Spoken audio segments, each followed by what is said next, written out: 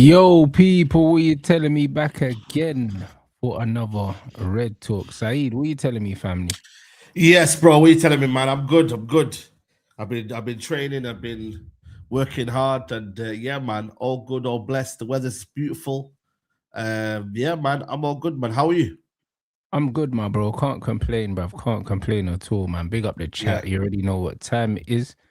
Lots come to on. discuss, brother. Lots to Yeah, man. discuss. Listen, get your clips ready. Get your everything ready. You know what I mean? There's beef between me and Rants. You get me? It's all man in the dunya. You know what I'm saying? Like, yeah, man. Listen, it's been going off, man. This is just half of it, man. In the group chat, you know what I mean? There's a divide of opinion. You know what I mean? People like the Tielemans signing. People don't like Tielemans signing. Yo, it's all going off, man. It's all going off. What are you saying? Mm. The You're group happy, chat's you're been gassed. the group chat's been mad. I can't lie, bro. Yeah, the group chat's been mad. I've been enjoying life, cuz you know them ones. I've Yeah. been enjoying life, bro. Honestly, because I can see where this is going, bro. So I'm getting ready to enjoy my season. You know what I mean? Yeah. I'm just starting from now, bro. 21's coming, yeah? 21's coming, yeah? You Tielemans, bro. I'll be honest, yeah. It's like Yeah. man just watches goals, yeah, and you just shout skulls at the TV, blood. Man just rapping volleys in the bin Jeez. and that, bro. Like, brother, we ain't had a proper midfielder since Pogba, blood. We ain't had one. We ain't had a proper midfielder that could get his foot on the ball, pick out passes and that, bang shots. Like, Yeah. bro, listen, I'm living life right now, bro. I can't lie. It's a Living great life, signing. yeah? It's a great signing. 35 million is, brother, it's crazy. I feel like we robbed them, man, bro. That's what it feels like. It feels like a robbery, bro. You know when you find money on the floor, bro? Like that's what it feels like. When man are just walking down the street and man just see that £20 note just on the floor and you're like, rah. Like that's what it feels like. I think the fee in isolation, obviously it's a release clause, isn't it? So they probably saw that and thought, yeah, that's a nice market opportunity. But I'm not gonna lie to you. The reason why I'm like maybe not the same opinion as you is that I'm not like right now as it stands here, I don't think we've got the platform for Tielemans to thrive. Hence why for me, I didn't look at this and think this is what we need right now. Like I believe, yeah. What platform does he need though? You need legs around him. You see how he did at Aston That's what Villa. they said about. They said the same thing about Casemiro. We need legs around Casemiro. Like, with Casemiro though, we didn't really play that football where we basically were on the front foot. We sat in a mid block and we didn't really do much. So we had less possession than a lot of teams last season under Michael Carrick.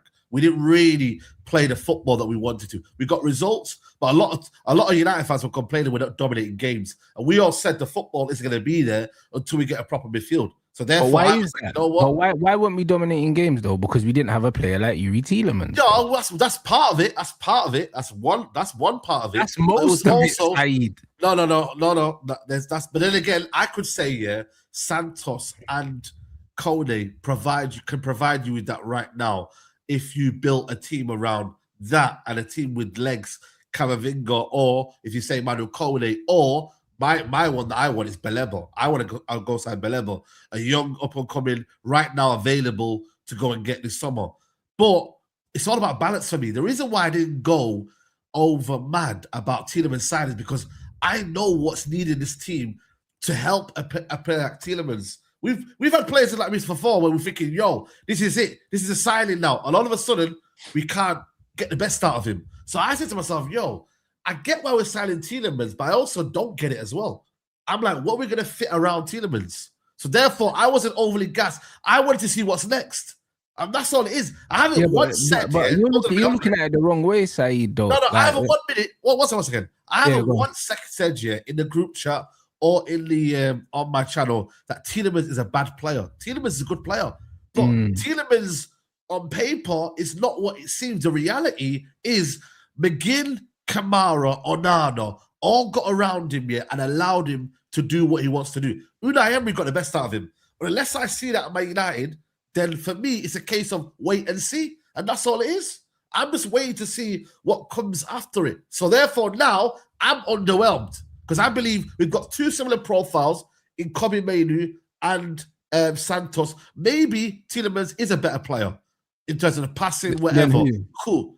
Tielemans is probably a better player than in terms of the passing range, the technical play that you can get. Than a Santos and maybe a Kobe.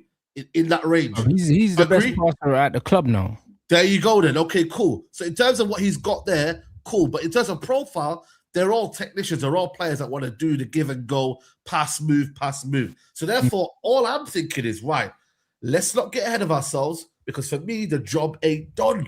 So if we go and get in a Kone and a Belebo, therefore, I can somehow get away with this and say, you know what? Now there's balance there.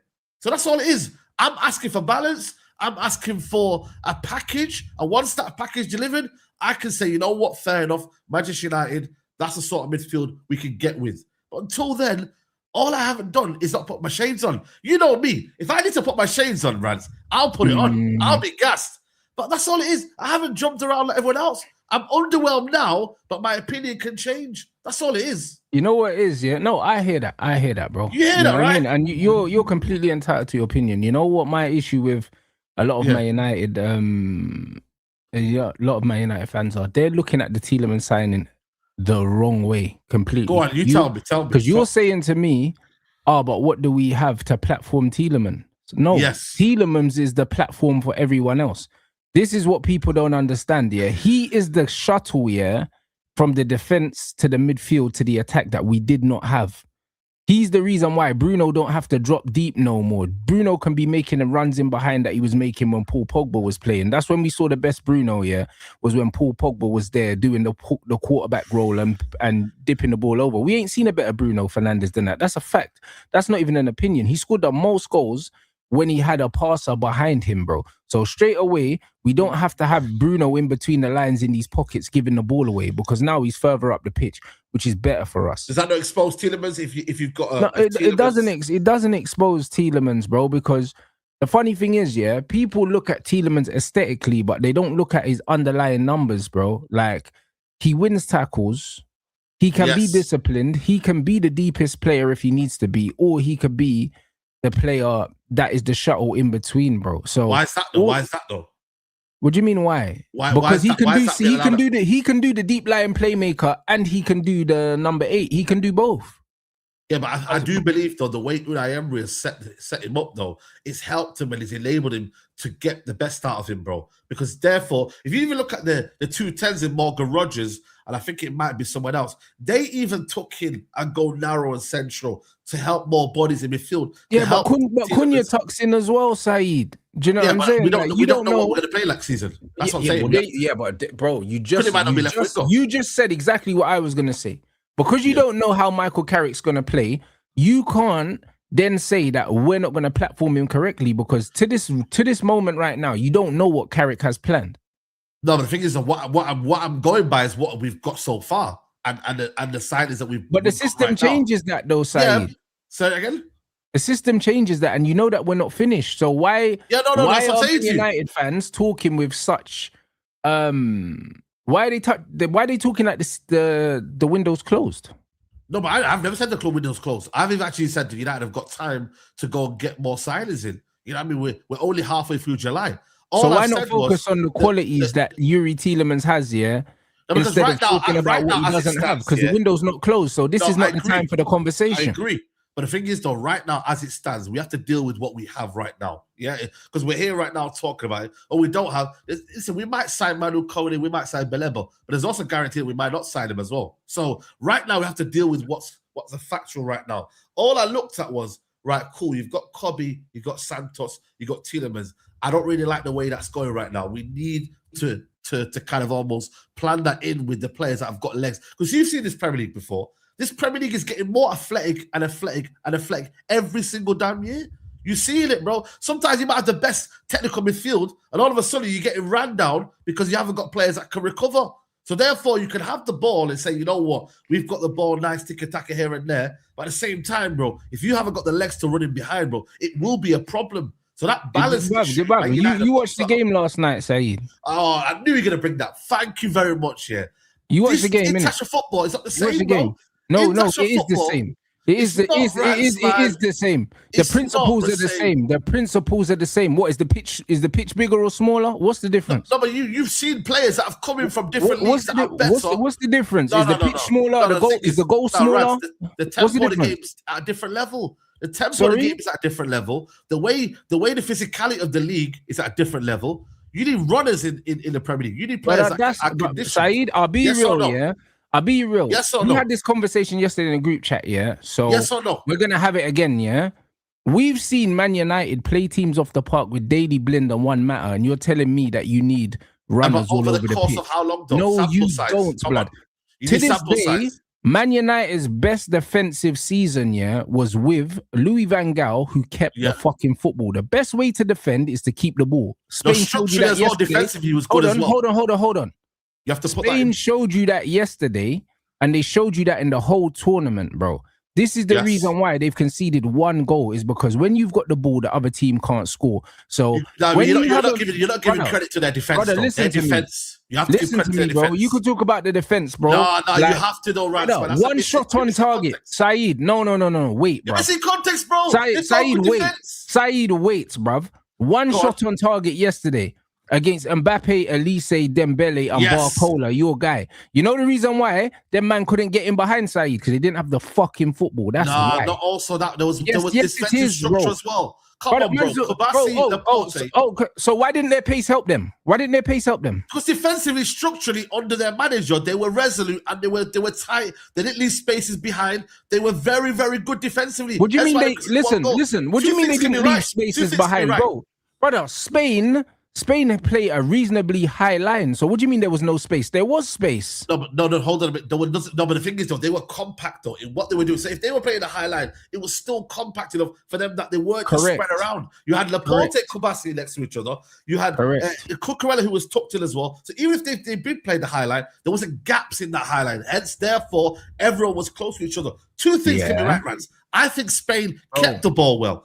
Amazing, brilliant. Let me break it down for you. Yeah, let me break it down for you tactically. Yeah, they make the pitch small. This is what Spain do. They make the pitch small. The problem with Ruben Amorim is he makes the pitch big. Blood. The players are too far apart. I screamed about it for all this time. And guess what? When the players are too far apart, when someone loses the ball, this is where the gaps start to open up, bro. They start to open up because you go and shut down the ball and the gaps get even bigger. And then it's easier to play through. You can't play through Spain because the gaps between the players are smaller, bro. There was one freeze frame here where they froze it. And I think Tchouaméni had the ball and there were 5 Spanish players around him. You know why? Because their starting position is closer together. So I agree with that. This is what people need to understand, yeah? They keep the ball very, very well. And their structure on the ball sets them up for when they lose it to win it back.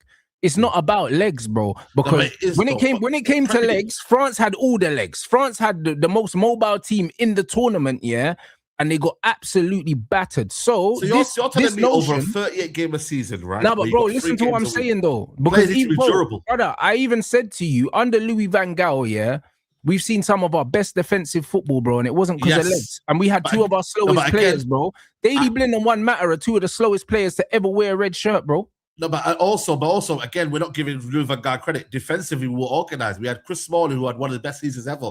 Defensively, we were rock solid at the back. But listen to the names. Listen to the names you're using. Chris Smalling. Yeah, Chris Smalling, is a Premier League defender. Yeah. But again, a manager can make him look better. A manager can help structurally put us in a position where, you know what, we're not leaving gaps behind. That can be done in the training ground. A good coach can get the best out of the players. Shock. What I'm saying to you is, right, I think for me, you're underplaying the Premier League and how physical. I'm not underplaying nothing. With Louis van Gaal, yeah, we didn't play no low block or nothing like that. We played a high line, yeah, and possession football, and we didn't concede.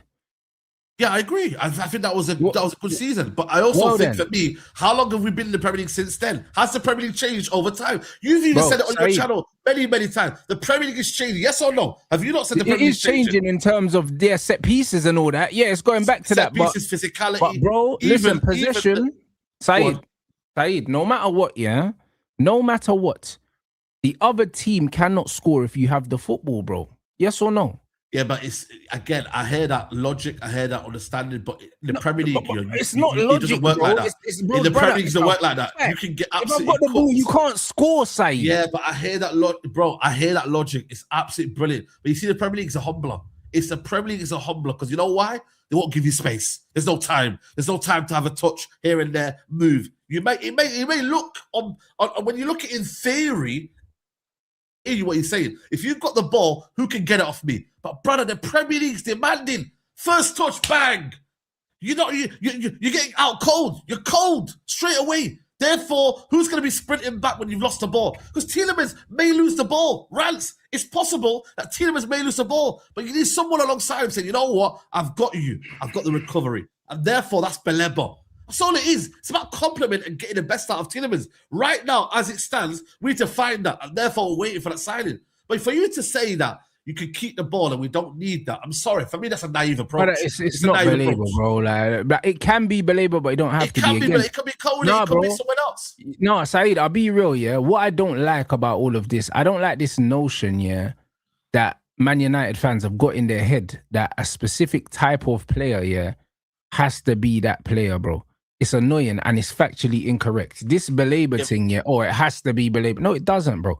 The truth is, who would yeah, it have to be then? Brother, there's different ways that you can set up your team, yeah, to in a rest defense to stop your team from being vulnerable. Because people were saying they wanted Chouameni. Chouameni's profile is nothing like Belabor's.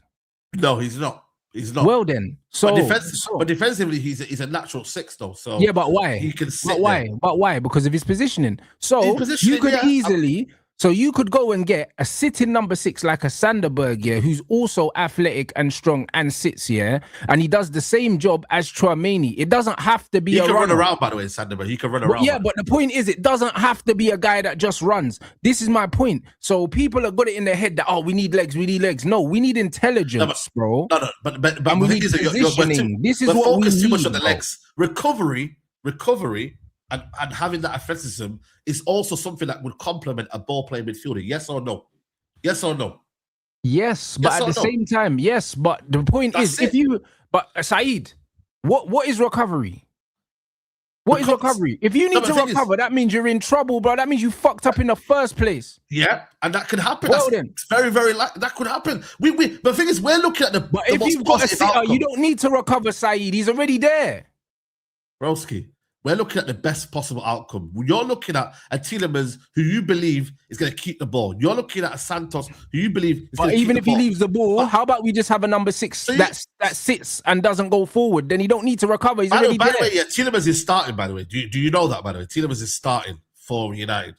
Brother, he's not going to start every game, but it doesn't matter. Who cares? He's a start. For me, if he's a starter, who would you put alongside him? So he can start. Like, who cares? Like, I don't care. Who would you put alongside him then? Who would you put alongside him? It depends on the game. Yeah, I get it. Depends on the game. If we're playing against Hull at Old Trafford, I can play him with Kobe Mainoo or anyone. It don't matter.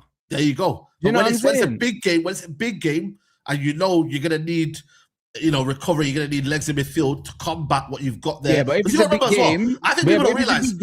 You could play a free in midfield with Yuri in there and fucking Santos.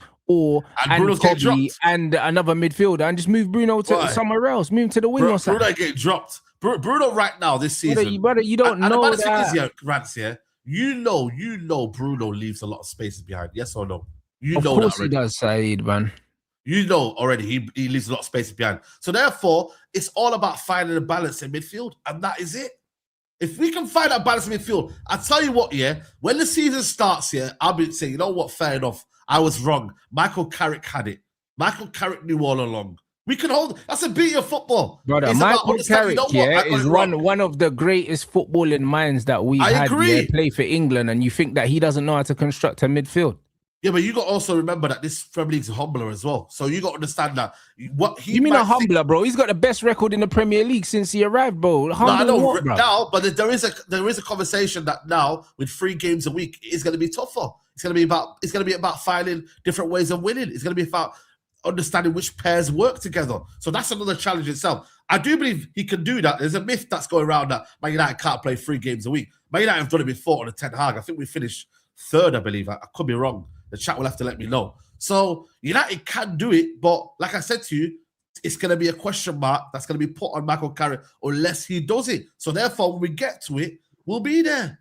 So I believe right now, Man United, if they were to look at it on paper, Santos and Tielemans, Kobe Mainoo, very super technical. All I'm saying is get the balance right, and I think Man United can do something next season. Obviously, we still need to add more left back and centre back as well. But I just think for me, I've got my question marks about about the midfield. I've got reservations. And until I see that, I'm keeping a bit cool about it. That's all it is. Maybe you can see the bigger picture right now that I don't see. And maybe I'm a bit late to the party. I can, because I understand. I understand, that defending is about structure. This is what it's about. That's what it's about. Defending will always be about structure, bro, because everyone talks about athleticism, until their man got the brakes beat off them yesterday. Man could say it's international football, but it's got nothing to do with that. It's got nothing to do with that, It was athletes. It was athletes versus footballers, and the athletes got fucked up, bro. That's what happened, bro. Period. I don't want to hear that, though. Brother, I don't want to hear nothing else. That's what happened. At least say, there's some technical players in there. Brother, I'm not saying they're not technical, bro.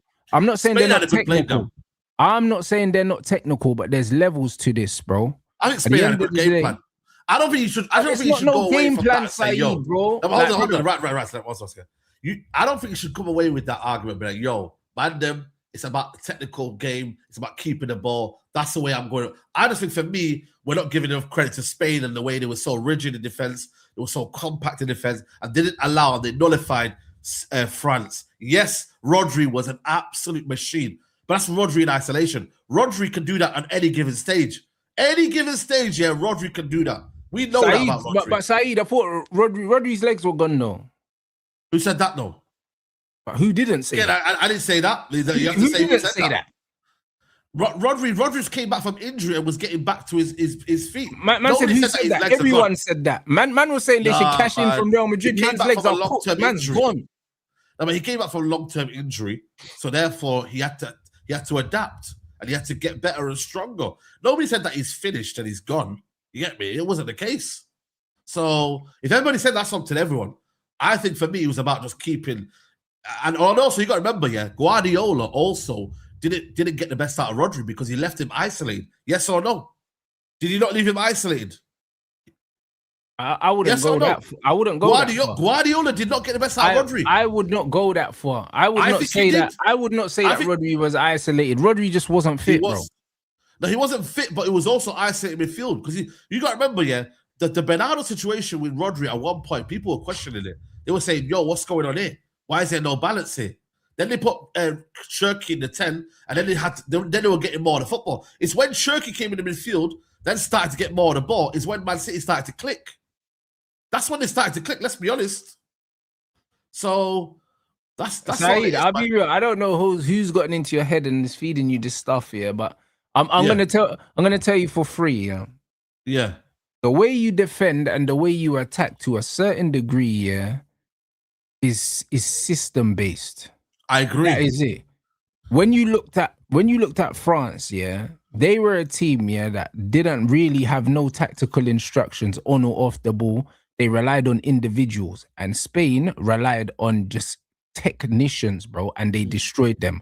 I don't want to hear any of this, but this is different and spacing behind and no space, because Spain play on the halfway line, bro, and Cucurella was fucking bullying Dembele, bro.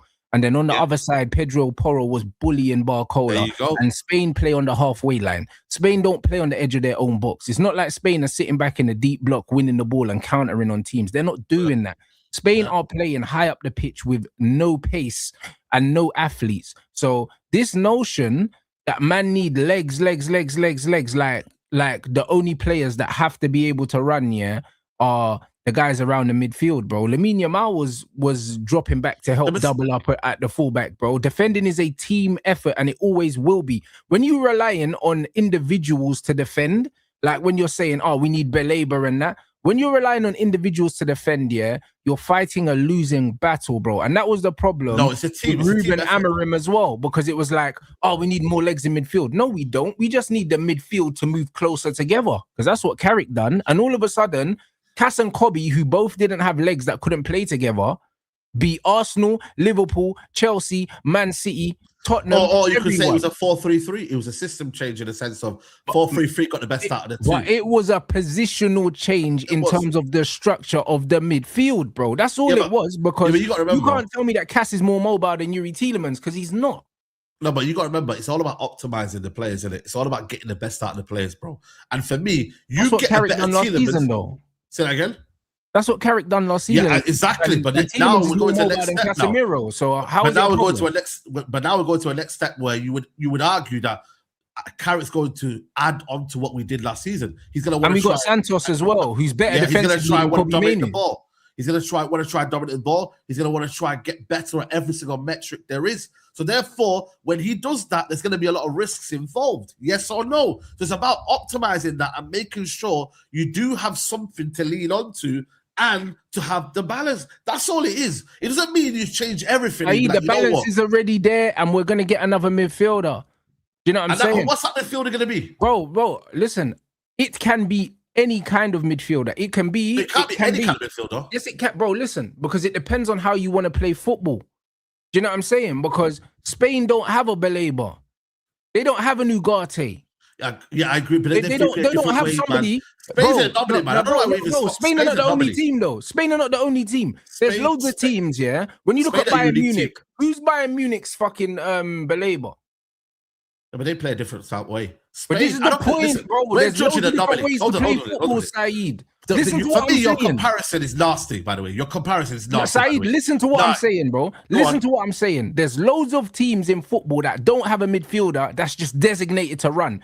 That's only really a thing in fucking England, bro. Because man brainwashed man in England. Bro, you weren't saying this a couple of months ago, man. Brother, listen. You weren't saying this, bro. Rats, come on, man. Listen to what man's saying to you, bro. Saeed, listen to what I'm saying. You told me that the midfield is changing. Saeed, listen to what I'm saying to you, bro. Saeed, listen to what I'm saying to you, my brother. There doesn't have to be a brother in midfield that's a designated shin kicker, bro. There doesn't have to be. Nobody said that. No, but that's what you're saying. Because no, I didn't say that. Saeed, wait. Because you, man, are obsessed with the idea of Baleba. The reason why is because he's a runner before he's a footballer. That's why. I think he's got decent attributes on the ball, but he's not his main he has good footballing attributes, but he's a runner first. Listen to what I'm saying. Do you know what I'm saying? I would rather you get me a footballer that can run. Alex Scott's a footballer that can run. Yeah. He is. Do you know what I mean? Yes. So get me a footballer that can run. Kone's a footballer that can run. Yeah, but Kone's one of the ones as well. Yeah. Kone's an athlete. Bro, I'll take any of these guys before Baleba. I like Carlos Baleba. I agree with you. I like Baleba. However, what I'm saying is, a lot of Man United fans are married to the idea that man has to be a runner. He don't have to be a runner. It could be a sitting six, yeah, that just sweeps up and stays very, very close to Tielemans. And if he does lose the ball, then they just step in and win it. It doesn't have to be a guy that can cover loads of ground, because if we're playing compact and we're moving the ball quickly, you're close to him anyway. You ain't got far to run. I agree. This is my point. So it depends on how we set up, bro. Like, everyone's talking like they understand how Carrick's going to play, but they don't know yet. Yeah, but that's a good point. But you got to remember, I'm just going by what I know of the Premier League. The Premier League is a demanding league. The Premier League is going to be a long season. These players have to be durable. These players have to be ready for what's to come, bro. And you got to also play to the style of what the opposition has as well. So if you've got a player that's going to run beyond the midfielders, you've got to be able to combat that. So all I'm saying to you is, if you bring in a Manu Kone or a Baleba, it could be a Sanderberg. Because Sanderberg has got the stats, right?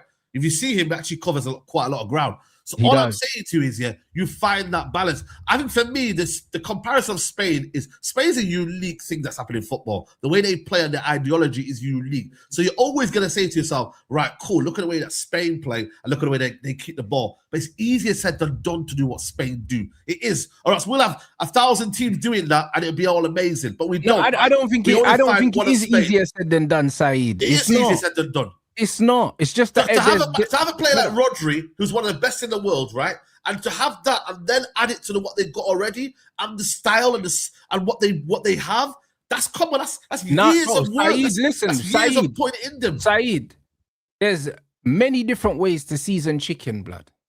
You understand what I'm saying? Yeah, that's fair. Yeah, so when man say, "Oh, yes, easier said than done," it's not easier said than done. It's just that every country has their idea of what they believe football to be, and that's it. But what the reality is, Spain are the best right now. Say that again. Spain are the best right now for a fucking reason. You know why? Because they keep the ball. That's why. Yes. You know what I'm saying? They prioritize footballers over athletes, bro. And everyone else is doing the opposite, That's their style. bro. That's their style. And do guess you what? Believe, it's do you believe that will be working. Carrick's style as well? Do you think Michael Carrick is building a possession, keep the ball team? Is that what you think? Bro, look at the data on the 2 players that he's just brought in. He's just brought in 2 players that are in the top 10, of progressive passes in the league, Cool. So, of course, he's trying to build a possession-based side that passes forward. That's what he's trying to build. But we don't know how he's going to defend yet, Saeed. He might not want to defend with... He might not want to defend high up the pitch with runners and that. He might want to stay compact and defend like Unai Emery. He might want to defend like that. We don't know how he wants to defend. Unai Emery has runners, though. He has runners in there. But for me... we don't know if he's going to set up in a low block or if he wants to press or if he wants to do both. We don't know yet, bro. So we can't assume, based on our preferences, of what we want to see, who he should go or what he's going to get next. We can't assume. Did you see that video of him, though, when he was talking about his ideal midfielder? Did you see it? It was a bit of everything, you know? It was a bit of everything. Because that's what he was. Yeah, I agree. But that's what I'm saying to you. So I feel like you're dismissing what I'm saying when eventually, in reality, Carrick wants that as well. He wants a bit of everything.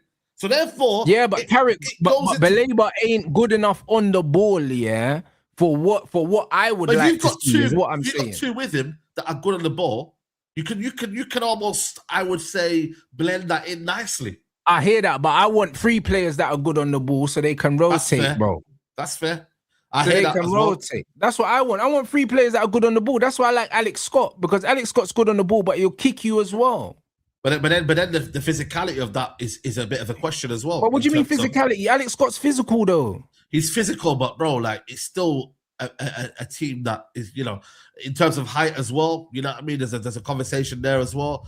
In terms of physicality, height but now, bro. Like, bro, I think it's true. Are we wrestling or we playing football? As much as you want to do that, it can get bypassed as well, bro. Like it's not the most physical and most bypassed by who? How? By the way that and a team that can be aggressive, I can come at you and say, you know what, we're playing this sort of way. We're gonna play it long. We're gonna play it in the air. We're gonna drop it down. That's what teams do now. By the way, they play the ball long to someone in the 10 or the striker. It gets knocked down and then they move it like that. So you have to have a variety of play.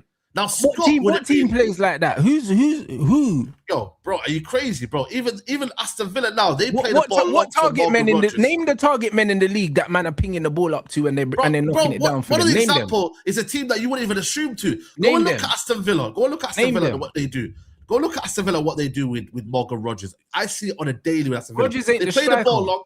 They play the ball long, right? They play it to Morgan Rogers. They get it to him, and then they move it across. That's how the league's moving right now. They're trying to play it long, and then they're looking for the knock-ons. That's what we're seeing right now. It's a percentage game. How are we not seeing the same thing? Are you telling me now it's not a percentage game, the Premier League? Yes or no? From set pieces, yes, it is in a sense. Yeah, but from open play, man are not pinging 60-yard balls and flicking it on side on a daily basis. Not them, not man.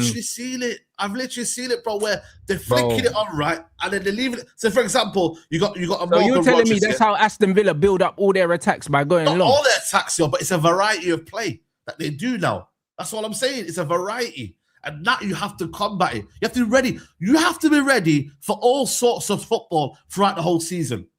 That's where I'm at right now. So if you believe Scott is the answer, that's fair enough for you.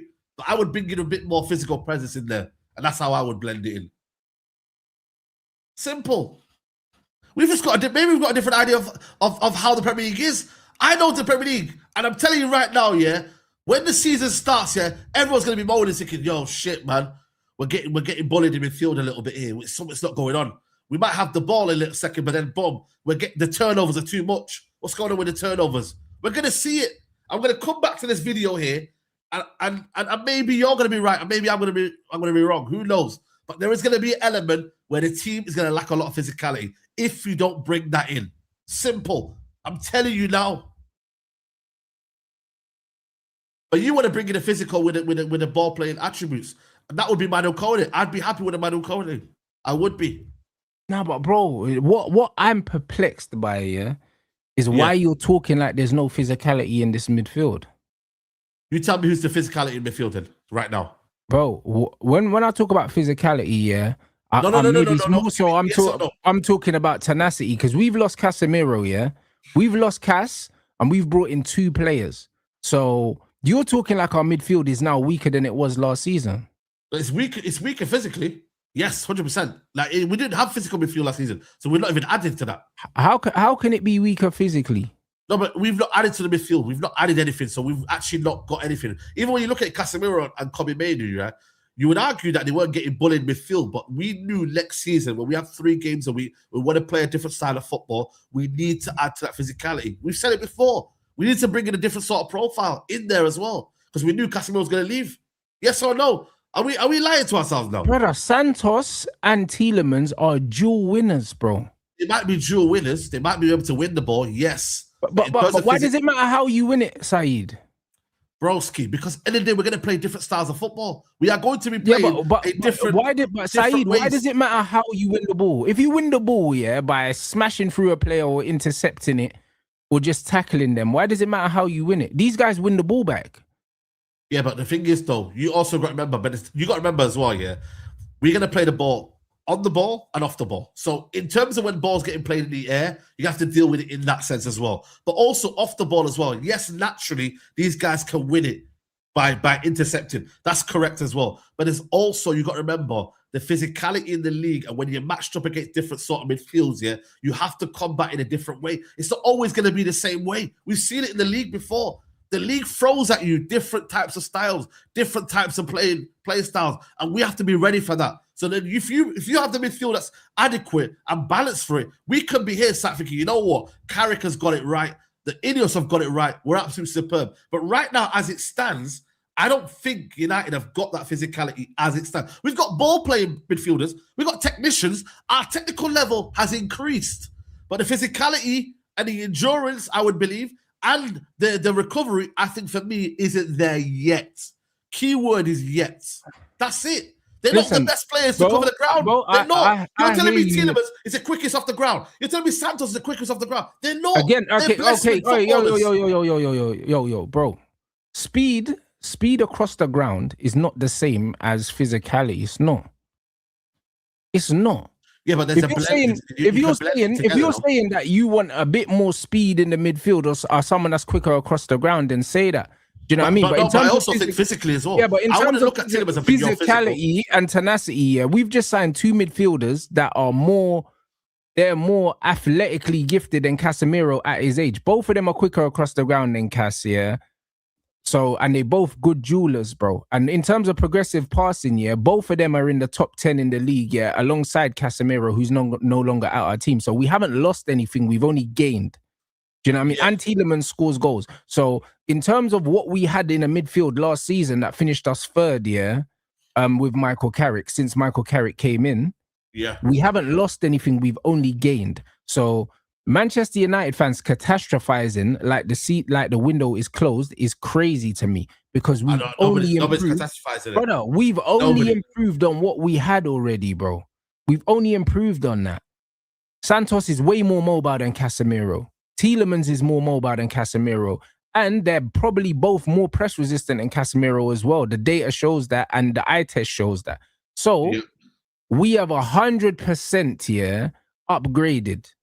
And we brought in 2 players as well. So I don't know where all this catastrophizing is coming from. I don't think there is catastrophizing. I think, okay, no, but it is though, because you're talking like the window shut and we have to go into the season just like this. No, I haven't. I've just made it clear that unless we sign the players that I'm looking for, I think for me, right now, as it stands, the job's not done. That's all I've said. I haven't said that it's been a catastrophic window. It hasn't been. But Saeed, you're answering a question that nobody asked. No one said the job was done.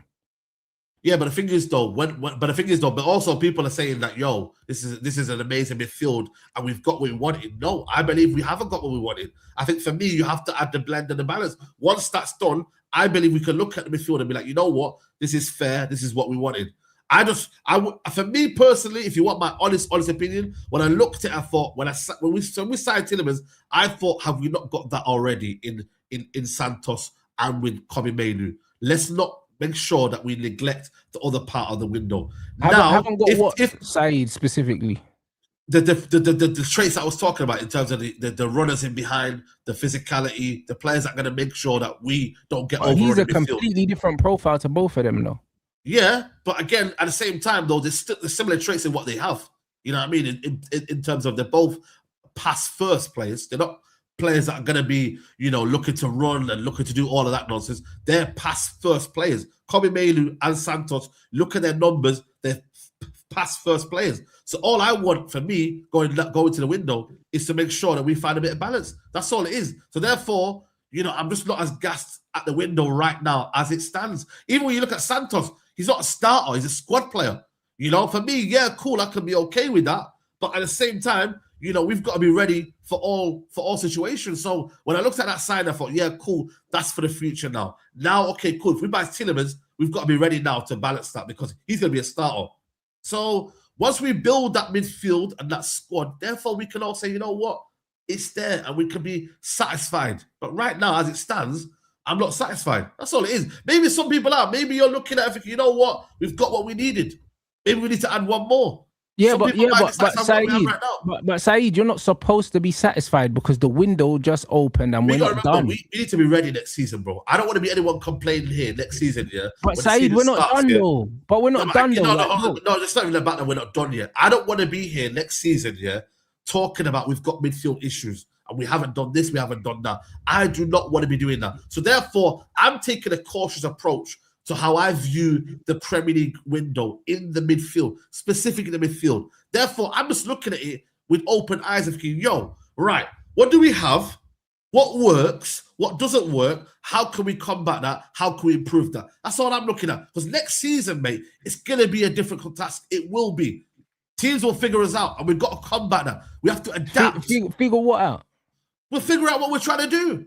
We don't even know what we want to do yet, Saeed, bro. Saeed, hold on. No, what I'm saying is, when we do play this season, we're going to have to adapt. Yes or no? So therefore, all these obstacles will come in. So therefore, we just got to be ready for when it comes. So maybe I'm looking at it from a cautious approach of thinking, right, steady on everyone. Chill out. Let's not get gassed. Let's not get a bit mad.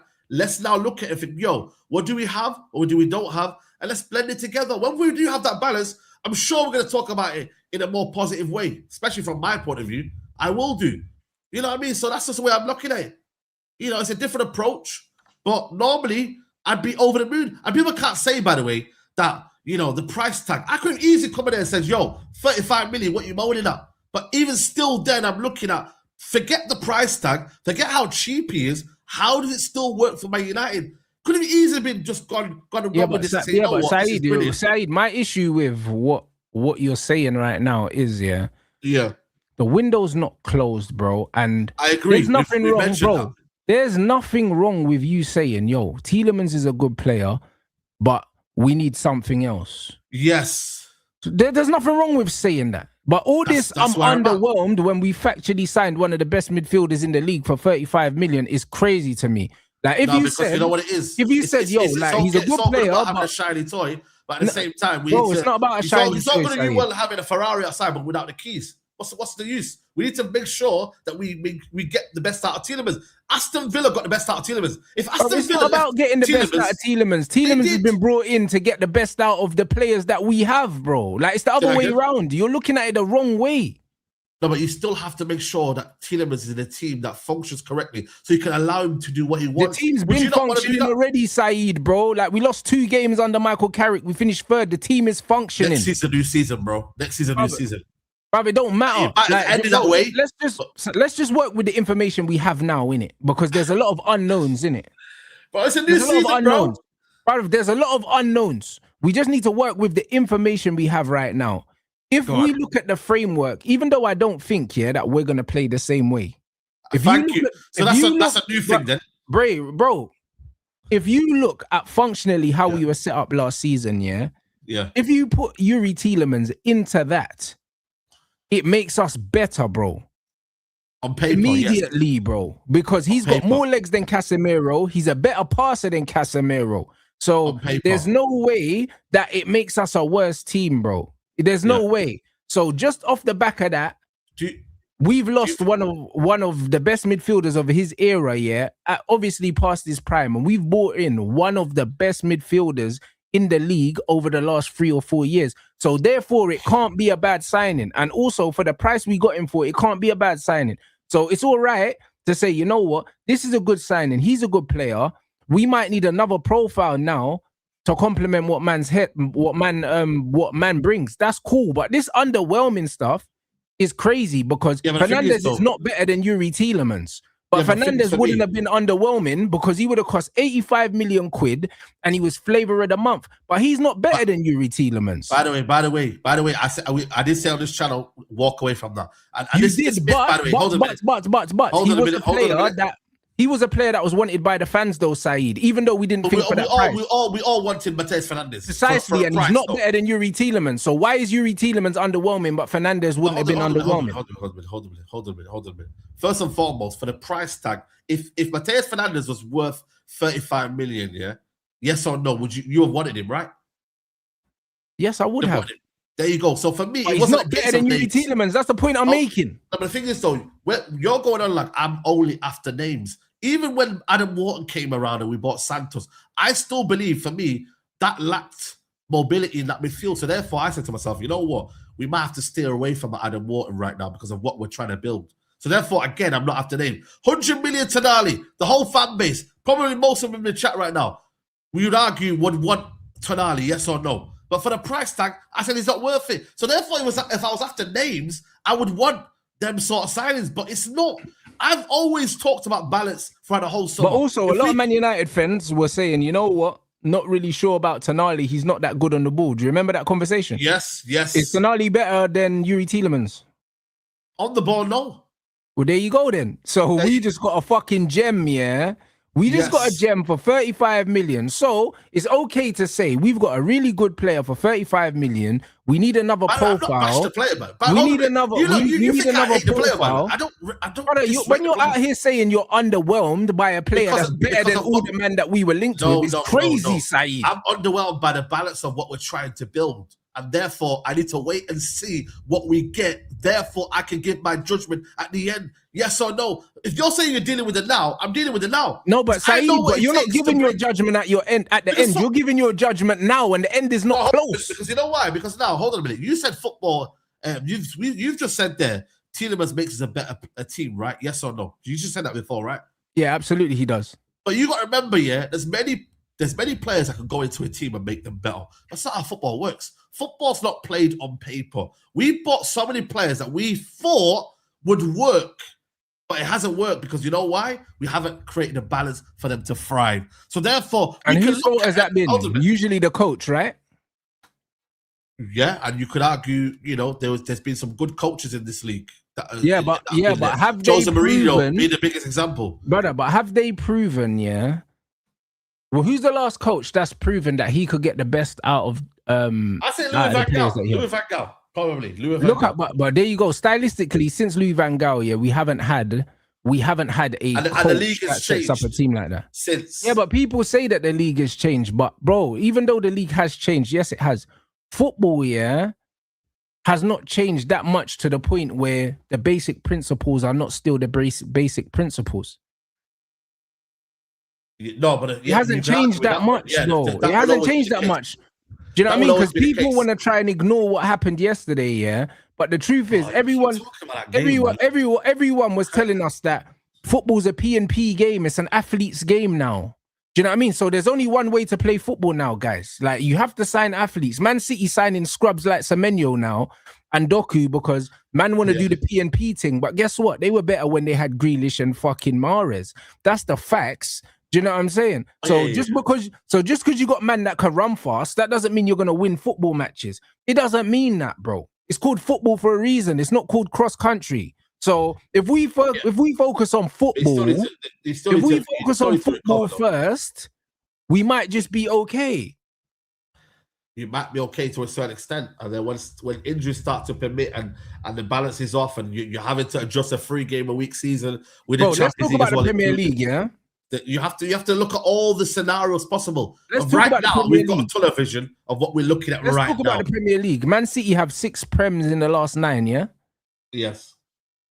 How did Man City win those 6? Just keep the ball. Don't tell me they do, but it's not just that. It's not just that. You know why? They run like dogs, why Man City won 6 Prems in the last 9? Because they had better footballers than everyone else. Tell me I'm wrong. Yeah, I agree, but a lot of their who work, had better footballers than Man City? Who? brother. Who? Brother. But that wasn't the whole reason why they won the league as well. They it was. they worked It was. hard. They worked hard. They had better footballers than everyone else. They did have better footballers, but they also had a team that was willing to run and press. Bernardo Silva, a prime example of that, bro. They had a team that functioned to its core. So I get it, they had better players, but they also had balance in that team, bro. And that's what created them to be what they are now. Simple. Broski. But it's true, though. Pep was prioritizing. That's how you win the league. Bro, listen. Pep was prioritizing what players could do on the ball. Not really, but he's emerged away from that. He bought in Semenyo. He bought in other players. No, it's not that he brought in Semenyo. These men are preparing for life without Pep Guardiola, bro. Because even the Donnarumma signing, that's not a Pep signing, bro. We know that Pep don't sign the players. He said he'd never heard of Doku when they signed him. So we're not going to blame Pep for that. No, but you could argue his style has changed over the last couple of years, though. Because they're evolving as a club. Their recruitment strategy has evolved as a club. But Pep likes footballers, bro. He does. But at the same time, he's actually dropped footballers for runners. He's actually dropped footballers for players who are willing to work hard and give him that discipline in midfield, give him the discipline in defense. He's actually gone in favor of that. We've seen Man City fans saying, why is he playing that player there? Why is he being dropped? You know why? Because they're not doing what the others do. It's because the quality, bro. It's because the quality. I hear that. Because the overall quality of these footballers is not as high as it was. That's why. And then on top of that, you've got Erling up front now, who off the ball is not going to offer you a shitload. So because of that, he's adapting to the squad of players that he's got. But you ask Pep Guardiola, if you look at Pep Guardiola's track record, when's the last time my man's had a focal point number 9, bro? Like when? Because he doesn't like them. He doesn't like them. He's won it twice without a false 9? Brother, this brother is playing Erling up front because Man City have bought him and said, yo, this is your guy. Find a way to make it work, bro. Yeah. That's the reality. Because him and Zlatan didn't get on. Do you know what I'm saying? Didn't get on, bro. Man been fucking playing guys that are not strikers up front all the time. Because he doesn't like them. I mean, he's found different ways of winning as well, to be fair with Pep. He's found different ways of winning as well. Precisely. But I'm telling you... But we need to relax though. Michael Carrick is still a newbie. But you're missing the point I'm trying to make. Okay. The point I'm trying to make is Pep is adapting to what City are doing around him. Do you get what I'm saying? Because City are preparing for life without Pep Guardiola. Pep would have never in his life asked for Donnarumma that can't help him play out from the back. He would have never asked for Semenyo that can't control a football. He would have never asked for that. Okay, let me ask you a question, Liverpool the first season. Why do you think it went wrong for them in the second season? What do you mean? Under Slot? Under Slot? No, but what couldn't they find? What couldn't they find in that team, do you reckon? In my opinion, the same thing that happened with Slot happened with Erik ten Hag. Erik ten Hag came in the first season, tried to change the style of play. After 2 games, it didn't work, and he just let the players play, set up in a very basic way, and they done their thing. And then the second season, when he tried to change too many things, man got smoked. And that's exactly what happened. But was it an unbalanced squad, though? Do you not feel like it was an unbalanced squad? They were top-heavy in certain areas, though. Yeah, but bro, even the unbalanced thing, is...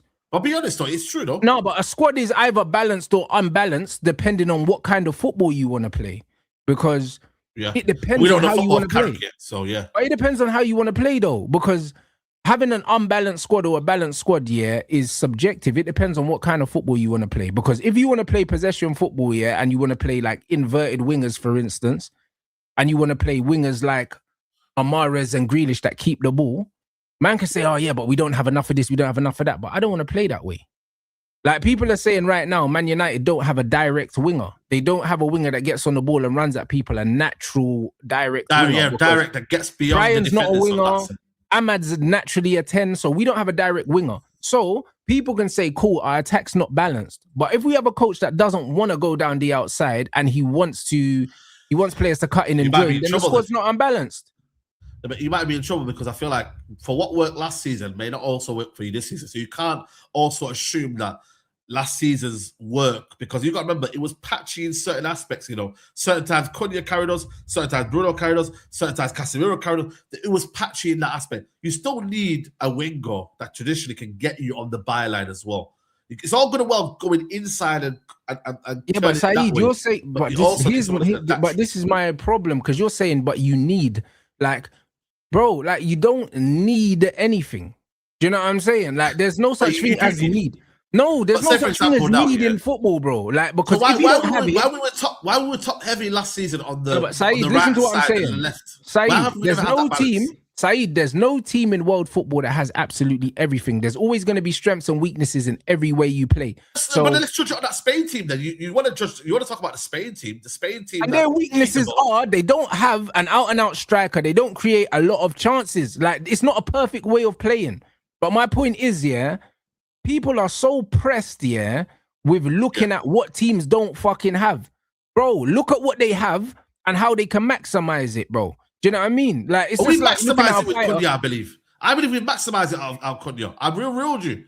I think Cunha can still do the job next season. You're missing the point I'm trying to make. The point I'm trying to make is, man are obsessing over what man don't have in the team, but every team don't have something. Yeah, but forget every team. I want to talk about I can't forget every team, because we're competing with every team, bro. Their team, bro. You're trying to make some fantasy team that doesn't exist. PSG don't have everything. Bayern don't have everything. To get past them, you need to get more. Listen, bro. Listen to what I'm saying. Arsenal don't have everything.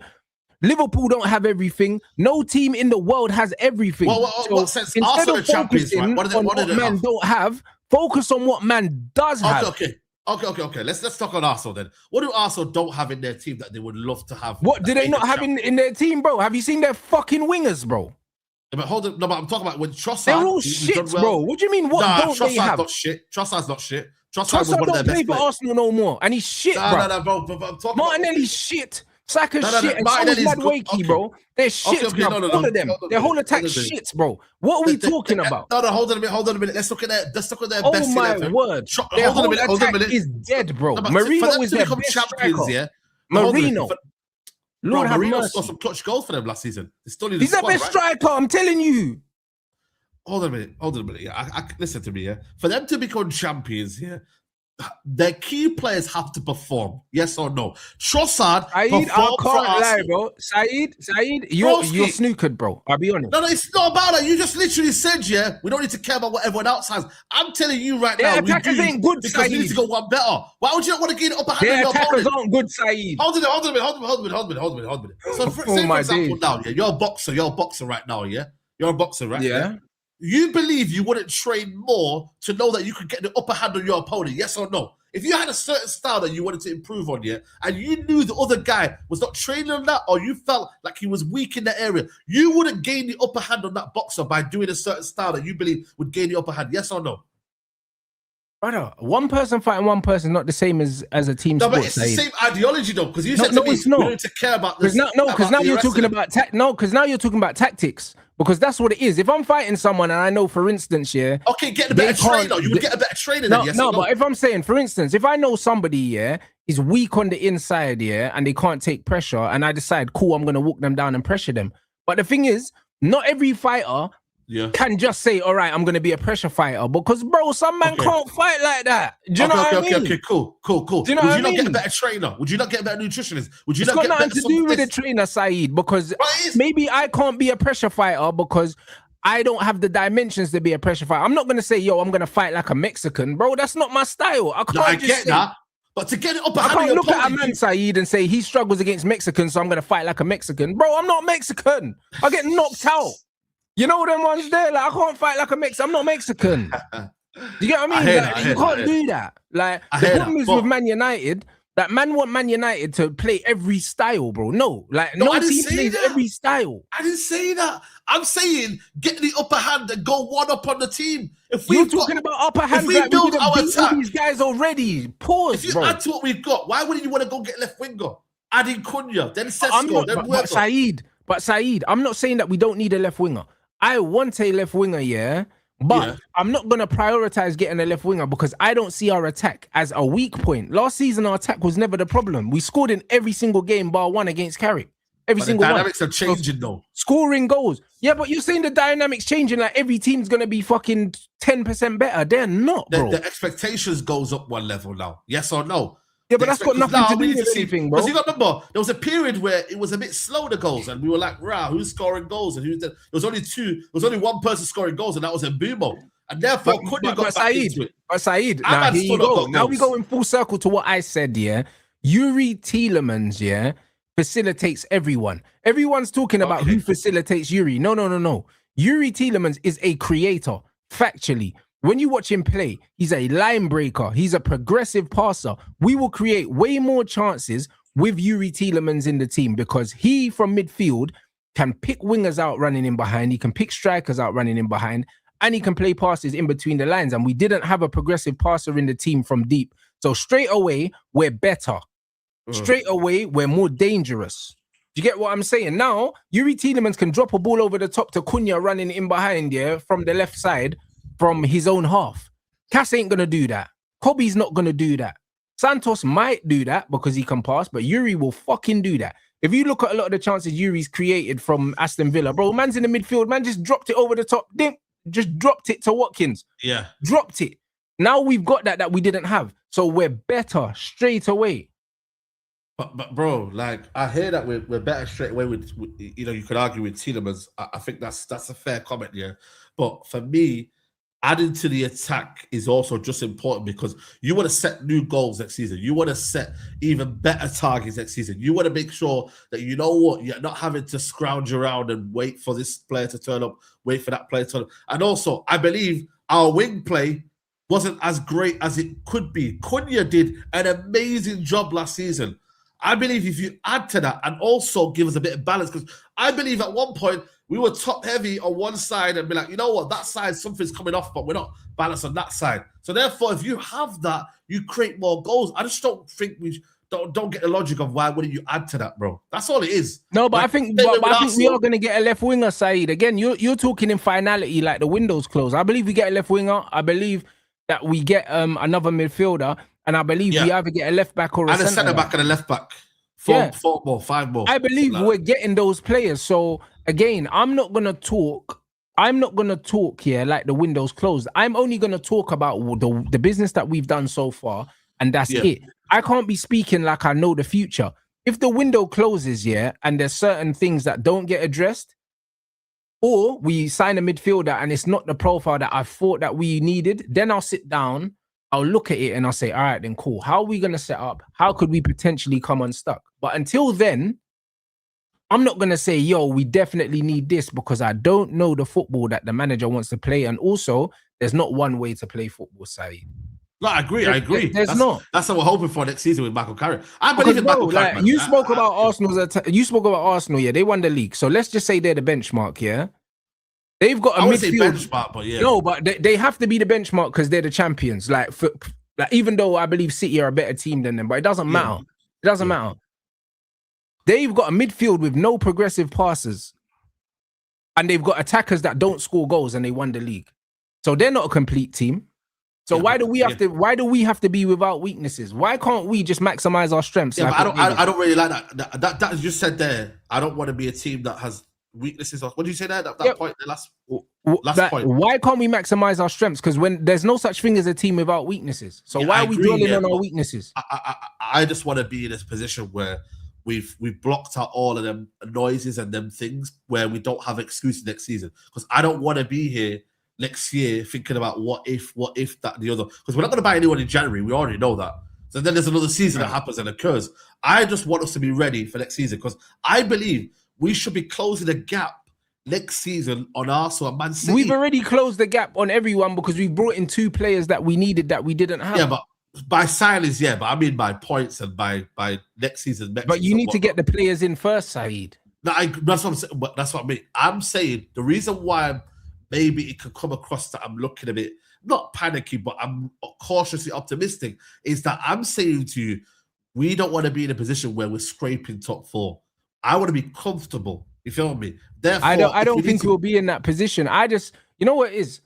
I don't know, could be innit? conceivable. It could happen, but if we don't. No, but you know what it is, Saeed, bro? Like, by nature, you're not a negative person. So I know people are getting into your head, bro, and it's okay because you're not a negative person. I'm just letting you. No. Hold on a minute. Bro, I'm we letting you know that two Man good United have not players, got back-to-back top for four. very good prices, and you're Hold thinking on, worst case scenario. Back-to-back top four. No, but bro, listen, you're thinking worst case scenario, after signing two good players, brother.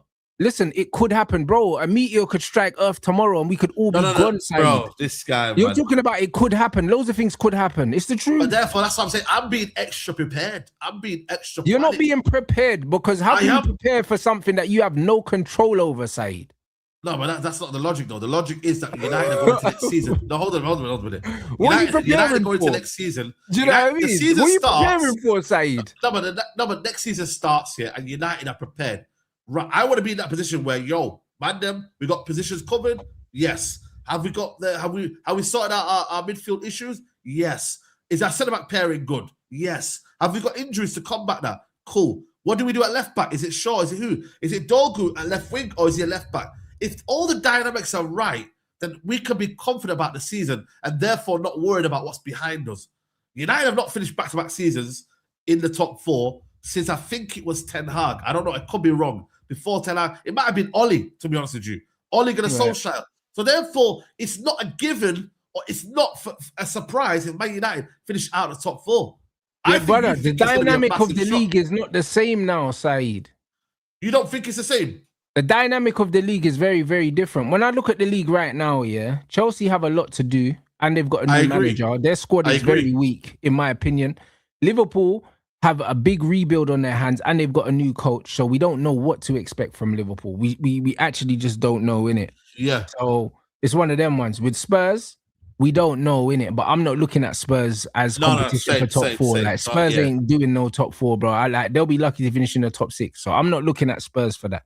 So really and truly, I'm looking at what Liverpool and Aston Villa potentially, to make the top four outside of Arsenal and City. At the moment, Arsenal and City are the only shoo-ins for the top two just because of what they've done over the previous years. United have to prove to everyone that they can do it again because one season ain't enough. So I agree with you on that. However, when I look at Man United right now and I look at Liverpool, I look at Aston Villa, what I will say is that I'll rather be in Man United's position than the other two clubs. Would you agree or disagree? Man United's position than who?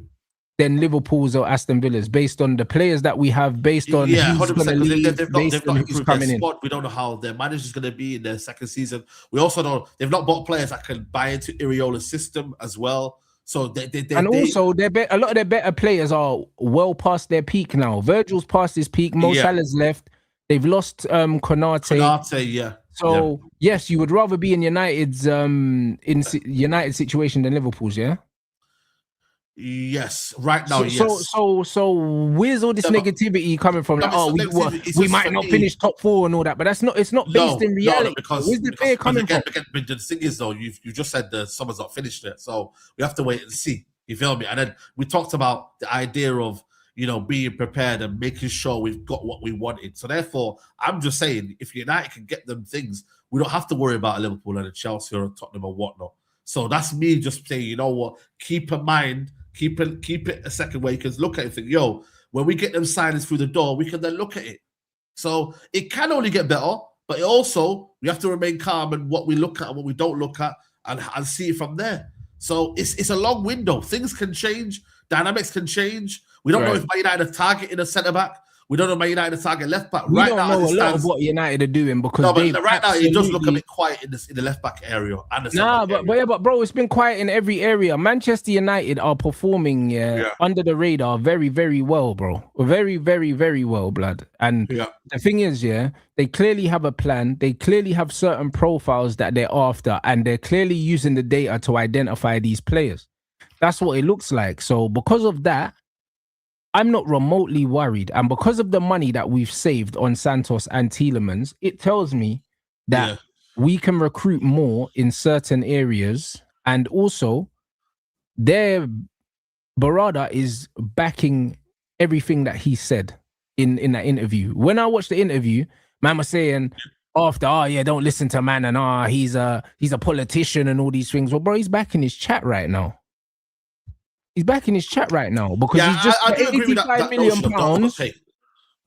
Don't overpay, yeah. I agree but with that. But not only don't overpay, he said that man are gonna be smart, man are gonna do things on their own terms, and they're gonna be flexible. If a situation becomes available, then we need to be agile and we need to be able to pivot and make moves, Brad. Even the fact that them man pulled the plug on the Edison deal and got Santos here, them man have shown that they're willing to be ruthless in pursuit of what the target is. That is a man with a plan. Yeah, that's a man with a plan. Because man could have easily said, you know what, we look like the bad guys if we sign Edison. It's too late to pull out the deal now. They don't give a fuck whose heart they're breaking. They don't care who they're upsetting, bro. Them man have a plan and they're executing it right now, bro. Like anyone looking at what we're doing, anyone looking at what we're doing and saying, right, these men don't know what they're doing, it's crazy. Even Jamie Carragher came out. Even Carragher don't even like us, was like, yo, you know what? Like they're moving like a proper club. Who said that? Carragher? Yeah, he was like, right. Like, do you know what I'm saying? Like the way they're moving, like you just gotta respect it. Do you know what I mean? My man done his medical, everything like that. He probably told his family he was signing for Man United. Man probably cried and that. You already spent the money in his head, bro. You know what I mean? The man said, nah. Now we're good, you know. And then we announced another signing, brother. Why the guy's still doing his medical? Yeah, no, the fastness in which we're doing things, I've never had an issue with, right? Even when you look at it throughout the whole windows, like I've never been someone who's been critical of INEOS in terms of the transfers. I've always said that they've improved on every year. I just think this season, my expectations and my kind of levels have gone up. And I think for me, this is where you got to attack the market. As they should. Yeah, as it should. And this is the greater need for balance and coordination, and what we need to try and do is probably at its peak is right now, going into a season where United could go one better and should be aiming to go one better. So that's where my kind of levels have maybe gone up. And maybe I'm speaking in a different tone to maybe last season, where I was like, you know what? They plugged the holes quite easily. Acuna and Bumo, Sandy Lemon, they were quite easy signings to plug in. Now it's about taking. But they're doing the same thing now in the midfield, though, because when you look at Cunha and Bumo Sesko, that's three. Exactly, that's three different attackers with three completely different profiles, and we've signed two attackers. I would say three completely different profiles. They're of similar attributes. There's no. What's the similarities between Cunha and Brian? And the Santos you're talking about? What similarities do we have with Santos? They're both ball-playing midfielders. They both want to kick the ball. They both want to. No, but that's way too. Nah, but that's way too surface level. Yeah, but you can say that. But you can say that one's better than one's clearer. No, Saeed. If you look at how they both play, Santos is more of he screens, he dual wins, and his passing for the most part is maybe like it's short passing. Do you know what I mean? In between the lines, breaking up the play. Yuri Tielemans is way more creative in his range of passing. He plays long passes, bro. Man can float and put crosses in. He takes long range shots. He scores goals. He takes set pieces. He's not the same profile. But what I'm saying to you is, though, they're both possession based players in that aspect of they want to keep. Yeah, the ball. But you can be a possession based left back like Lewis Hall. That doesn't mean that. Do you know what I mean? But what I'm trying to say to you is that from what I'm suggesting to go alongside that, there's a clear difference in profile to what you're seeing right there. That's what I'm saying. That what we need to complement it and what we need to add to it is different to what we've got right now. The three that we've got right now are of the attributes that they can keep the ball. They're all ball playing midfielders. What we need to add to that is players. All midfielders should be ball playing, Saeed. Yeah, you can do, but then also you need to add players that also maybe their attributes are off the ball. Their attributes, like for example, but even if their attributes are off the ball, they still need to be ball players. But they still need to be ball players, because if we're a ball playing team, we can't have a player that's not a ball playing player. This is why PSG got rid of Ugarte. Yeah, I agree. Because he's not a ball player. So all of our midfielders need to be ball players. This is my argument. The main kind of characteristics, yes, I agree with you. All of them need to be comfortable on the ball. You know what I mean? Like you can't have like this idea where someone's almost like, you know, you give him the ball, he's going to give it away. Like, for example, Ugarte. The guy was... scapegoat you can make because he was the one that just couldn't have the ball. But he also just won a different sort of attribute to what they have as well. And maybe they're stronger and more physical and more mobile. Because you've got there, for me, if I was to look at it right now, they're not the most athletic players in the world. No, they're not. No, they're not. Kobe, and Dave, that's what I'm saying to you. So in that sense, that profile there versus a more athletic player is a different. Bro, what I would say, yeah, I think people disrespect Kobe Mainu, bro. Kobe Mainu is athletic, bro. I agree with you. Kobe Mainu is athletic, bro. He might not be explosive. He might not have an explosive turn of pace, but he's athletic. Yes. This notion that Kobe's not athletic is crazy to me. And it's the same with Santos. He's athletic. Yeah, cool. He's not explosive. Like, do you know what I mean? Like a Beleba or a fucking Kone. He's not explosive, but these guys are athletic, bro. Like, they can cover ground. They're physically fit, bro. Like, this notion that these professional footballers, but it's not their forte. It's not their forte. No, but it's not their forte. But just because certain players, they look a certain way, people assume that, for instance, this player is more hardworking than this player, or this player is a better athlete, or whatever. When you look at these man's running stats here, when you look at the distance covered and that, these men are outrunning some man that you wouldn't even know that they're outrunning. Yeah. So a lot of time, the perception comes from how these guys' effort is perceived. Do you get what I'm saying? Oh, I agree. I think for me, you're right, because some people used to have that notion with Martial because he wasn't running around, he wasn't effective. But his running stats were better than Rashford's. Yeah, exactly. But everyone thought that everyone used to call him lazy. Yes. You know what I'm saying? Same with Jadon Sancho. Jadon Sancho's running and sprinting stats were better than Rashford's, blood. Rashford had the worst running stats out of all of our strikers, all of our attackers, and Sancho and Martial used to get cussed because Rashford was the fastest sprinter out of all of them. Yeah. The thing is, there's things, right? There's key things where people look at is sprints versus actually like winning the ball. But you can sprint and run around, you know what I mean, like a Jordan Henderson, and people might look at Bruno Fernandes, bro. Bruno Fernandes. Yeah, he runs. He looks like he's always running. But where's he running to, blood? Because he never wins no tackles. Yeah, I agree. And this is my point. Like, he runs. Some never people wins run. the ball. They look like they're running, but then it's like, are you running with a sense of purpose? Bro, like Mason Mount just runs. Yeah, I agree with you. You want three Mason Mounts in midfield? We've already got Mason Mount. Oh man, yeah, he needs to. Well, I don't know why they added him into that midfield, man. That little picture that they had. Brother, listen. Hopefully, we can get rid of Mason Mount. But my point is, Mason Mount is just a runner for runner's sake. Do you know what I'm saying? And we need to get away from that. Yes. I agree. Running with purpose. That's what I'm saying to you. Like, for example, now, if you do buy a Manu Kone or you do someone of that ilk, you could have a player that can actually play the ball, but also be a player that can also be, like, for example, Caicedo. I think Caicedo's got a bit of good on the ball, but he also can recover as well. People give this idea as a shin kicker, but he's got a bit of blend. You know what I mean? It's very hard to find. Caicedo's a special player because he's a footballer and an athlete all in one. And an athlete, yeah. It's hard to find that, but the best of what you got right now is probably going to be a Manu Kone.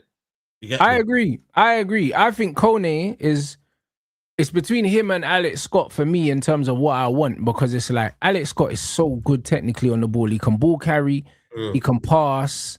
Do you know what I'm saying? Like, you're not rating Belema anymore then? It's not that I'm not rating him. It's that now we've got Tielemans and Santos. I'm looking at the profiles of these players, and I feel like we just need to go technical again. You know them ones there. Like, I just feel like, because we've already got Mason Mount, who's a fucking runner, and it's just like, bro, like, man, I don't want to sign a player just for work rate, blood. Like, you see the Beleba thing, for example. Yeah. Under Ruben Amorim, Beleba would have been perfect because that's how Ruben wanted to play. That's why I was adamant for Bruno to be sold, because I don't want to play like that under Carrick, bruv, with bare space and man have to be relying on athletes. Yeah, but then we go get another technician. But then if Michael Carrick is going to be able to find that balance, you know, and then therefore, for example, if we have a Tielemans and a Kone, and then that works well, you feel me? That would work, yeah. That would work, and then you got Bruno ahead of him. That could give us a balance as well, because you got to remember, he had a bad year, but we can't let that bad year affect our judgment on the player. Yeah, I'm not blaming the bad year. He's going. I'm not. It's got nothing to do with the bad year for me. It's simply about That's fair. profiles. I think his profile was perfect for Amarim. Do you get what I'm saying? I think it was Yes. perfect for Amarim, that profile, because we are playing two midfielders and we needed someone, that covered that ground, because he was playing Bruno in the double pivot and Bruno was leaving it. Bro. Do you know what I'm saying? Bro. So, but if we're actually playing three, I just feel like Baleba would mess up our passing. Do you know what I'm saying? Because if we're popping it, the man give it to Baleba, then he loses it. And then it's just like, oh man. Like, you give it to Alex Scott, bro. Man will ride the challenge, go past, do what he needs to do, bruv. Do you know what I mean? The Baleba thing, for me, is like, if we get him, I'll be cool with Baleba. Like, I don't dislike the player. I don't dislike the profile. Yeah, you'll be cool with it. You're cool with it. I'm always going to bias That's towards the technicians, and I think that Scott is the best technician. Yeah.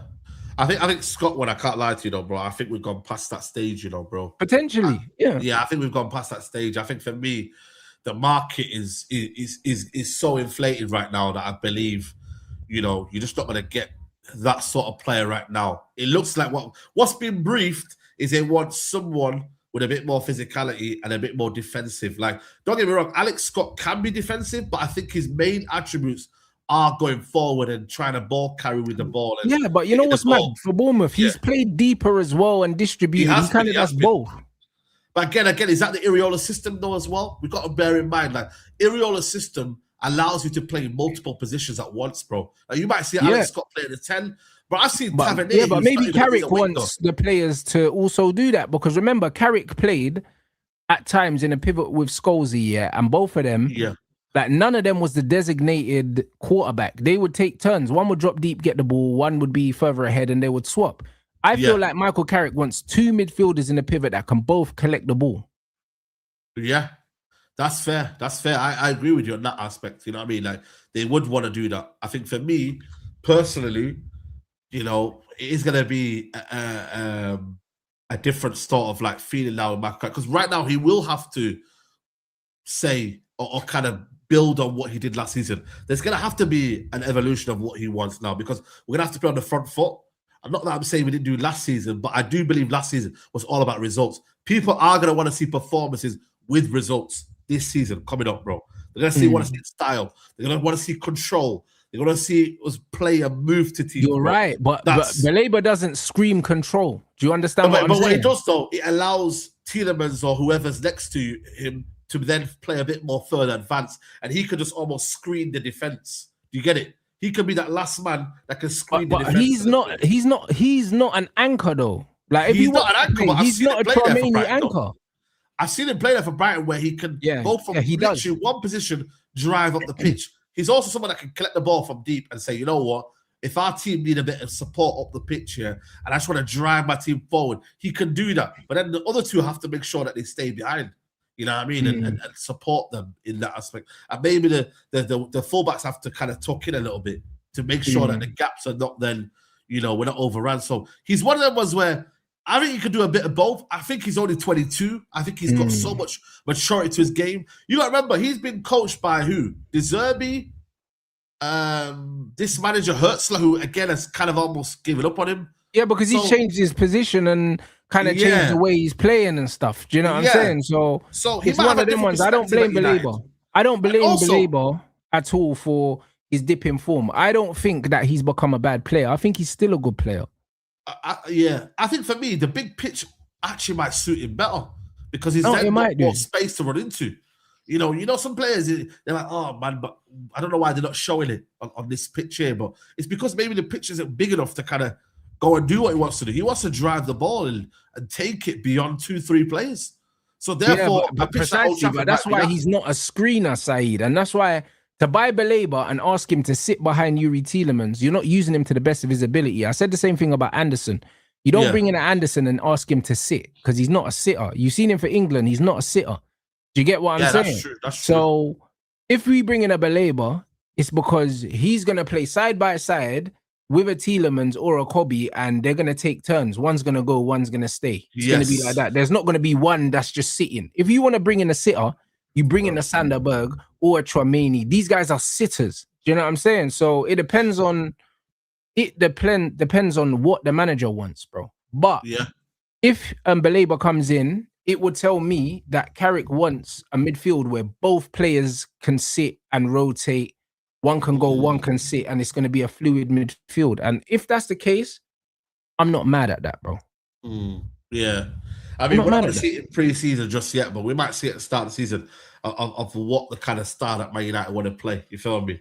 But like I said, the reason why I'm remaining a bit cautious is that we want to see what we build on from this. Because it may be a good start, and maybe I was moving mad for no reason. But if we don't add to that and it's not complemented, we're in big trouble. But we have to wait and see what that two. Maybe it could be one. Maybe United could buy two. Who knows? The market is ever changing, bro. And we also need a centre back just to cover that as well. Because if we do end up playing, a bit more forward on the front foot, we're gonna need a bit of recovery in the back as well. So we have to wait and see what happens there. So yeah, man, it's a lot of positives to look at, but we have to wait and see. No, I think we both agree, that the job's not done. There's still more that needs to be done. But what I will say is what we've done is very shrewd, smart business.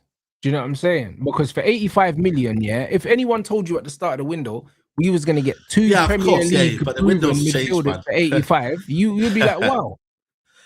Yeah, but the window's changed as well, though. Like we all wanted different targets, wanted different kind of ways. But now you know how the window, how the prices have fluctuated. Yeah, we've got two Premier League proven midfielders for 85 million pounds, bro. You can't say it's not good business. Business-wise, yes, but again, we have to wait and see whether it was good business and not what we had thought it would kind of work out in a sense. We got two good players. We got two good players. Yes. From Premier League rivals. Yes. We got two good players from Premier League rivals for the price of one of the players that we were linked with. Yeah, that's fair. When you look at it from that aspect, it can't be bad business. Yeah. But again, good business. 100%. And we're a better team now. I fully agree with you. No, but we can't say we're a better team. We have to wait and see. You can add so many players that could become a better team, but we have to wait and see how that marinates into Man United. We can only judge that when we start playing football, we get results. Yes or no? No, but you can judge it by looking at the team. Yeah, bro, 100%. I can give you a team right now. Saeed. If Arsenal sign Bruno Guimaraes tomorrow, then they're a better team. I don't need to see them play. Yeah, but we could also argue that when they bought Zubimendi, they were a better team, and then all of a sudden, at the end, they needed to do a skeleton. No, you know why? You know why that's not true, Saeed? You know why that's not true? Because I said, and these men will tell you, when they lost Xhaka and Partey, I said they are a weaker side now. Tell me I'm lying. Their midfield weakened when they lost Thomas Partey and Granit Xhaka, in my opinion, because they replaced it with Kai Havertz and fucking Declan Rice. But a lot of the consensus was they buy Zubimendi. But that's good for them, man. But I'm telling you, when they lost Granit Xhaka, and Thomas Partey, and they brought in Havertz and Rice, is better than them too. What about Reinders? What about Tijani Reinders? Do you think when Man City bought him, they would improve and they would be a better team? Reinders didn't really do much for them. No, you're right, but they weren't a worse team with having Reinders because he's still an option to have Reinders. No, but it was someone that they bought for 47 million to be a difference maker. Yeah, but it doesn't matter how much they bought him for. He's a quality player. When you add a quality player to a squad, you can't weaken a squad by bringing in a quality player. It's impossible. Yeah, but the point was though, it could look better by what we signed, but unless we see that on the football pitch, we have to wait, haven't we? We have to see how that marinates, how they work, how they complement each other. You got to remember, we got Bruno Fernandes, going further forward there. We've got our left back and our right back. We've got our two centre backs as well. The team is still functioning and gelling together. You feel me? And I think that there, when we see that blend, I'm sure it will do. I'm sure pre-season, the start of the season, I'm very confident about next season under Michael Carrick. I am. Just because one Tielemans signing, I thought that's underwhelming. For the most part of what Carrick has done, he's platformed the team well. So as a manager, I believe in him. But sometimes, things don't work out in certain aspects. And all of a sudden, you could be gone. Worst case scenario, and you just don't get the results. So I hope next season he's got that balance. I hope the Tielemans and the whatnot have added to that, and we will be backing him. It's not as if I'm not going to be going there thinking, yo, Tielemans is there. Tielemans will be all saying, yo, fair play, he's our player. But I'm just wary of, what we bring in next to kind of balance that. And that's my kind of thing. But I'm sure we'll buy someone else in. United have already confirmed it, third midfielder. So who knows? My shades might be on next time. Who knows?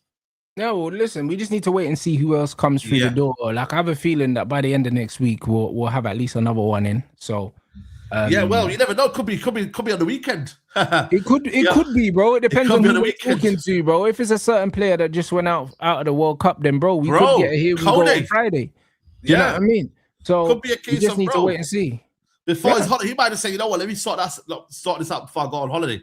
You get me? Yeah. So it could be. You know what I mean? He might want to just get that done with and say, you know what, man, I'm ready to just start doing it right now. Simple. No, 100%. So now we just need to wait and see, man. Hey guys, let's get these lights up. Guys, 1,000 target. We're gonna be back here for the England game. Come on. I'm guessing what is that when you're next live as well? Yeah, I'm this next live today. Later on, obviously, Mandem talk tomorrow. Yeah, man, and that's me, man. But yeah, man, lit show, big up the chat. Make sure you hit the like button. I don't know what likes we're on right now, but hit the like button, man. Yeah, that's it, people, man. But now, honestly, solid show. You know what I'm saying? Bro, listen, I'm looking forward to obviously the World Cup finishing and then seeing what business United do. But I can say from what these men are doing right now, I trust these guys, innit? And I know it's mixed amongst the families. I trust them. They've shown me enough in the last two windows. They've shown me enough in the last two windows, yeah. Whether you like it or not, they have a plan and they're executing it. Whether you agree with the plan or not, you're allowed to agree or not agree. Do you know what I'm saying? Because we've all got our own opinions. But like nobody has to agree with everything. Like that's not how life works. You know them ones. So Saeed might not agree on certain things. And that's fine. Like there's no issue with it. At the end of the day, when the window closes, we're all gonna have to sit down, have a look at the body of work, and then we're gonna have to assess it, and then we're gonna see how the season plays out. So either way, we're gonna get to a conclusion anyway. But we've got until May. Yeah. You know what I'm saying? Like nobody's gonna know who was right until May. Yeah, facts. Nobody's gonna know. Do you know what I'm saying? And that's the beauty of football, bruv. This is the beauty of the off-season. Like, you're seeing players coming in. How will the team play? What formation? What we going to do? Oh, no, that's what adds to it. Yeah. Do you know what I'm saying? But we still need to wait until May. We need to wait and see what we do. We need to see what everyone else does. We need to see how the injuries play out. There's so many different variables in this season that we just don't know how the season's going to go. 100%, bro. Like, we don't know. Do you know what I mean? Chelsea could end up being really good out of nowhere. Yeah. Do you know what I'm saying? Liverpool could get Iriola. He could run these men into the ground in pre-season and half their players are injured and then they have a shit start. Anything can happen. Nah, word. You know what I mean? Like I said, for me, the Liverpool one is a bit of a mad one because nobody's really bought like signings. And I think a lot of people are looking at Man United too much. Where's everyone else at? Because we're the talk of the town, Saeed. Spurs had their 5 minutes in the sun, signing Tonali and Fernandes. Now no one's talking about them anymore. No one. That's mad. it. Yeah, it's mad. Yeah, it's true. But no, they need to drop another 200 million to stay relevant, bro. Yeah, it's got a bit flat. Man are talking about us for not spending the money. You know them ones. Like that's the reality. So it's like, bro, we're the talk of the town. People are always gonna wanna see what we're doing. Yeah. You know what I mean? Everyone's like, what United doing, and they're not realizing that Arsenal ain't really signed no one, just a goalie. Chelsea ain't really signed no one. Liverpool ain't really signed no one. Bear man ain't done business, but everyone's in our business. About what we're trying to do and what we're gonna do. But it's true, man, because also they might think it's easy to go back to back, I'll be real with you. Yeah. They think it's easy going back to back, broski. Like you ain't gonna go back to back with the players that you've got right now, bro. And also Saliba out, he's gonna be injured. Rice looks like he's finished. You know what I mean? Yeah, like, he's not looking great, man. He's not looking great physically. He looks like he's in a lot of trouble. Yeah, can't play. Apparently, Rodgers is starting today on the right side. What does that tell you about Saka? No, but that means Saka's not fit and Madueke's rubbish, so he's dropped. That's what I'm saying, bro. So there's a lot of things there, that's happening, man. So let's see, man. Let's see. That's See. it. 100%. You lot, make sure you subscribe to Saeed TV. The link is in the title. Love, you already know what time it is. Listen, 6 show people. Make sure you lot, jump in the Discord. The link is pinned. Smash the likes, and I will see you guys back here for the England.